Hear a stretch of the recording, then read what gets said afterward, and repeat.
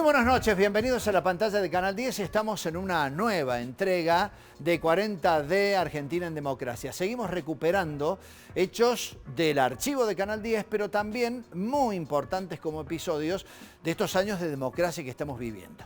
Y en el equipo de producción, con Nicolás Ciadis, con Daniel Esteve, con Fede Rizzo, nos hemos preguntado qué hacer respecto a lo que fue la reforma constitucional del año 1994, impulsada durante el gobierno de Carlos Menem y en donde todos los archivos hacen referencia a una cuestión que venía prácticamente del Pacto de Olivos que firman Raúl Ricardo Alfonsín y Carlos Saúl Menem. Claro, la especulación era que en ese momento Menem lo que buscaba era ni más ni menos que la reelección como presidente. Se lo concedió precisamente esta reforma constitucional, pero hubo otros elementos discutidos en el marco de la Convención Constituyente que son dignos de rescatar. Por eso esta noche van a estar para recordar esta constituyente y la reforma de la Constitución que hoy nos rige en la República Argentina, un constituyente que formó parte del cuerpo de debate, aportando algunos datos históricos realmente muy interesantes, y un constitucionalista, para que nos preguntemos todos, hoy, ¿la constitución que tenemos en la Argentina es la mejor que podemos tener? ¿Se puede mejorar? Hay algunos sectores, algunos gobernadores particularmente, que están reclamando que algunas cosas tienen que cambiarse o aplicarse, porque no se reconocen desde la Carta Magna, la ley de leyes en la República Argentina. Bueno, de todo eso vamos a hablar en esta nueva emisión de 40D Argentina en Democracia. Tenemos todos la enorme responsabilidad de asegurar hoy y para los tiempos la democracia y el respeto por la dignidad del hombre en la tierra argentina.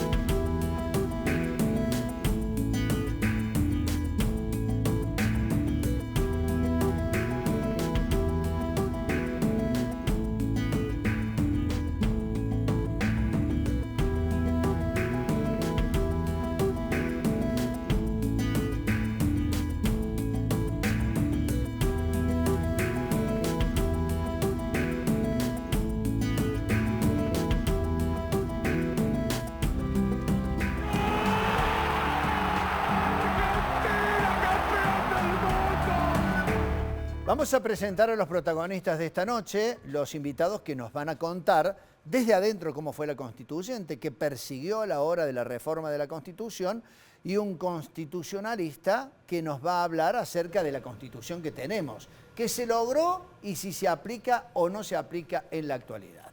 Fue constituyente, representante por Córdoba, el doctor Miguel Ortiz Pellegrini. Doctor, bienvenido, buenas noches, ¿cómo está? Muchas gracias por habernos invitado y muy bien, muchas gracias. Bueno, y el doctor Rodrigo López Táix es constitucionalista y seguramente nos va a poder analizar, también con el doctor Ortiz Pellegrini, cómo se aplica hoy y cuál es la categoría o el rango que tiene la Constitución argentina. Doctor, bienvenido, buenas noches. ¿Cómo está? Buenas noches, Julio. Bueno, para que entremos en materia y para que usted también se ubique con nosotros, ¿de qué estamos hablando? De esta reforma de la Constitución del año 1994. Vamos a recuperar del archivo de Canal 10 uno de los tapes que hablan acerca del contexto político que se vivía en la República Argentina. Hacia mediados de 1993, cuando promediaba su mandato presidencial, Carlos Menem decidió permanecer en el poder. Y como no podía hacerlo sin reformar la Constitución, diseñó un plan político destinado a cumplir sus sueños personales. Para esa fecha el radicalismo era una sombra institucional que aún ocupaba muchas bancas en el Parlamento, suficientes para aprobar la reforma constitucional. Entonces Menem sedujo a Raúl Alfonsín, quien se decidió a apoyar su reelección presidencial si el gobierno peronista aceptaba una reforma consensuada con el radicalismo. Así empezó el Pacto de Olivos.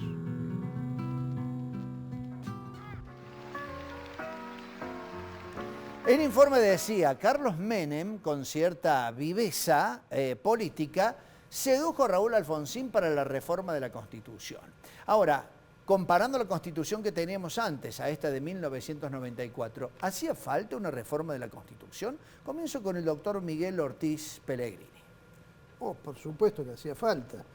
Fíjese que la Constitución nuestra era una Constitución del período clásico y había que absorber toda una serie de cambios que en el mundo habían ocurrido, como el estado de bienestar cuando finalizó la Segunda Guerra Mundial y la reforma de los derechos de tercera generación, del consumidor, del medio ambiente, todas estas cosas que habíamos quedado muy retrasados. Incluso en la organización del poder, donde hicimos un avance enorme desde el punto de vista institucional. Lástima que en la práctica no se nota porque los responsables no la ejecutan. Ya vamos a hablar de ese punto porque nos parece realmente muy interesante. Doctor López Táis, la Constitución anterior, evidentemente, como dijo Miguel, venía como muy antigua y necesitaba un ayornamiento. Y había una serie de figuras y organizaciones e instituciones que fueron cobrando dinamismo y notoriedad a partir del momento de su creación. El proyecto sobre el cual se discute la reforma constitucional ya tenía una base previa. Y esa base previa fue el informe del Consejo para la Consolidación de la Democracia, que instituyó el presidente Alfonsín en la década del 80, y del cual participaron juristas, referentes de la sociedad civil, y que estuvo conducido por uno de los mayores juristas que tuvo la República Argentina, que fue el doctor Carlos Santiago Nino. Aquel acuerdo del Consejo de la Consolidación para la Democracia, por cuestiones de coyuntura política, no se pudo llevar adelante, pero el proyecto quedó. Y ese proyecto fue la base sobre el cual después se discutió la reforma constitucional. Es decir, yo me animo a decir que ese proyecto tuvo el valor para la Convención Constituyente del 94, ¿sí?, que la obra de Alberdi y las bases tuvo para la Convención Constituyente de 1853, bien digo. Bien. Es decir, fue una guía, una orientación, no fue una votación a libro cerrado. Vamos a compartir con ustedes, con los televidentes, el spot publicitario, algunos de los spots publicitarios de la campaña en la que, por supuesto, se anticipaba la necesidad de la reforma de la Constitución. Era esta. Sigamos adelante. Estamos transformando a la Argentina. Y la nueva sociedad que ya vislumbramos necesita contar con estructuras, con leyes modernas que la acompañen. Por eso, la reforma constitucional es tan importante. A 6 años del siglo XXI, dejémosle a las generaciones que vienen un país estable y con las herramientas necesarias para enfrentar con éxito el futuro. Sigamos para adelante. El 10 de abril, vote a los constituyentes del Partido Justicialista. 1973. Ricardo Balbín, preso político durante 365 días, se abraza con Juan Domingo Perón, su viejo adversario, y reconcilian al pueblo argentino. 1993. Raúl Alfonsín, el principal opositor de este gobierno, da un enorme paso para garantizar una constitución justa para todos. El 10 de abril, vote radical. Vamos a recordar que se hizo una campaña. ¿Cómo fue que Córdoba, y en este caso la Unión Cívica Radical, fue definiendo quiénes eran los principales referentes que podían llegar a aportar para esta constituyente? ¿Lo recuerda, doctor? Sí, bueno, como todas las elecciones, el radicalismo eligió en base a los dirigentes políticos que en ese momento estaban, seleccionando algunos por sus capacidades, otros por su presencia política. Le quiero decir que por el caso nuestro se pusieron varios catedráticos de la universidad. Yo recuerdo a Jorge de la Rúa, el doctor, lo he visto a Francisco de Lich. A Francisco de Lich, el doctor Antonio María Hernández. Modestamente yo éramos titulares de distintas cátedras en la facultad. Y en general casi todos teníamos alguna experiencia en este tipo, ¿no? Me refiero de versación importante. Y el papel que tuvo Córdoba en esto, ya que me lo pregunta, fue muy importante. Fíjese que en la comisión del núcleo de coincidencias básicas, que fue la que aportaba los principales temas de la reforma Sí. constitucional, participamos los cordobeses de la Rúa, Mestre, Hernández y el que le habla. Y la comisión era de 5, había un solo porteño, nada más. Bueno, así que había conocimiento y sobre todo... No, destaco que la participación de idea los y cordobeses letra. fue fantásticamente mayoritaria y de muchísima influencia, ¿no?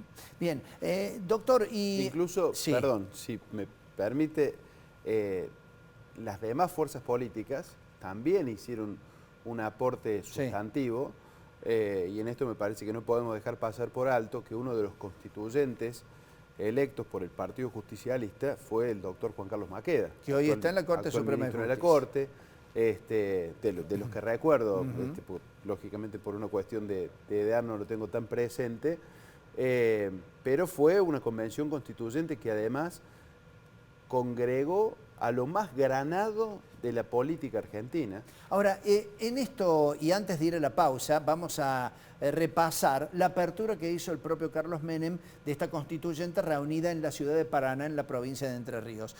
Pero estaban todos representados, hasta figuras que podían llegar, y nosotros lo revisábamos recién en los archivos. Estaban Néstor y Cristina Kirchner, que terminaron siendo presidentes de la Nación. Había otros referentes de distintos partidos y hasta estaba la representación del Modín, que era el partido que había creado el movimiento Carapintada con Aldo Rico como representante dentro de la constituyente. Incluso fíjese, Julio, en Córdoba el Modín tuvo un representante, que fue Carlos del Campo. Carlos del Campo. Carlos del Campo fue que luego, posteriormente, se incorporó al Partido Justicialista años más tarde, Sí. como lo hizo todo el Modín de Aldo Rico, en sus distintas vertientes del Partido Justicialista, pero me parece que ese es un dato significativo, porque aquellos que, en particular la figura de Rico, habían atentado contra la democracia, años más tarde, por la voluntad popular, formaban parte, ¿no es cierto?, de este cuerpo constituyente que iba a reformar la ley primera de la República Argentina. Y aunque recordamos que hubo muchas quejas por brindarse esa oportunidad para quienes habían tenido una actitud totalmente antidemocrática, se les permitió, por supuesto, participar de la elección y enviar sus congresales o constituyentes para que de esta forma pudieran participar de la redacción, el análisis, la discusión y la conformación de la reforma constitucional del año 1994. No sé si quería decir algo más, doctor. Sí, antes que pase. Para ponernos un poco con significatividad presente, ¿no? ¿Qué ausencia de diálogo nacional hay en la actualidad? Y qué contraste con el espíritu que tuvo la reforma. Todas las expresiones políticas de Argentina estuvimos reunidos 4 meses debatiendo, y debatiendo civilizada y amigablemente. El resultado fue una constitución que es referencia para casi toda Latinoamérica, y su sanción, que lleva casi 30 años, demuestra que las grandes constituciones se hacen sobre la base precisamente del consenso de los sectores que integran la comunidad nacional.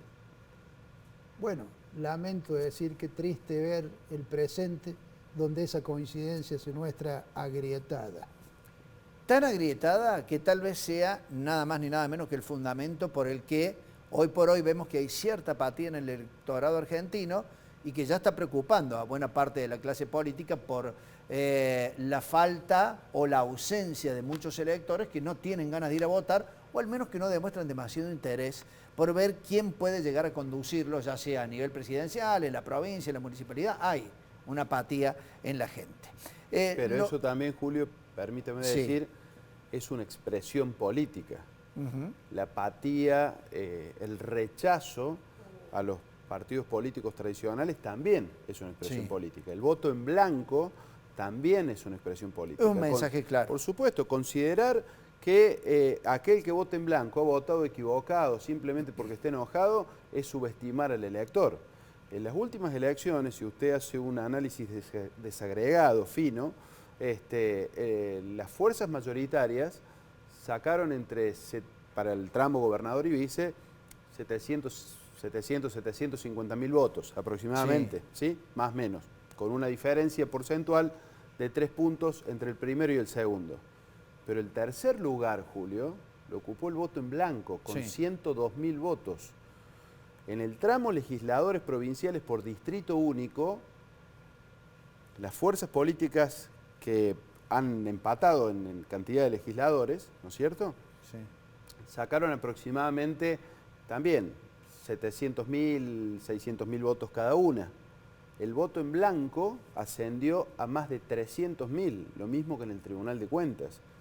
Entonces, pensar que es solamente un problema del diseño de la boleta única es no darnos cuenta de que ahí existe un síntoma, ¿sí?, de que la sociedad le está reclamando a su dirigencia política y la forma de expresarlo es eso.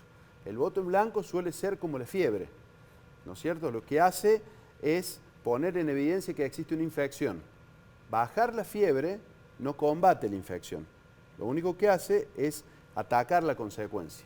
Entonces nosotros hoy como sociedad tenemos un problema grave a 40 años de la recuperación de la democracia en la Argentina, que es el periodo más extenso de disfrute de las libertades públicas en nuestra historia, con gran parte de la sociedad que tiene apatía por la institucionalidad democrática, aún cuando eso no quiere decir que no conserve los valores democráticos. No, claro, es la mejor forma poder elegir a sus representantes, pero efectivamente hay una señal de que algo definitivamente no está bien.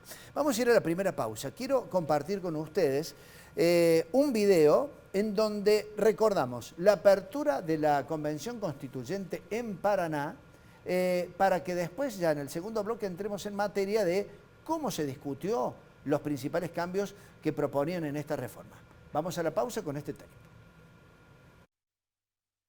En esta ceremonia de apertura de la Convención Nacional Constituyente vamos a tener la palabra del señor Presidente de la Nación, doctor Carlos Saúl Menem.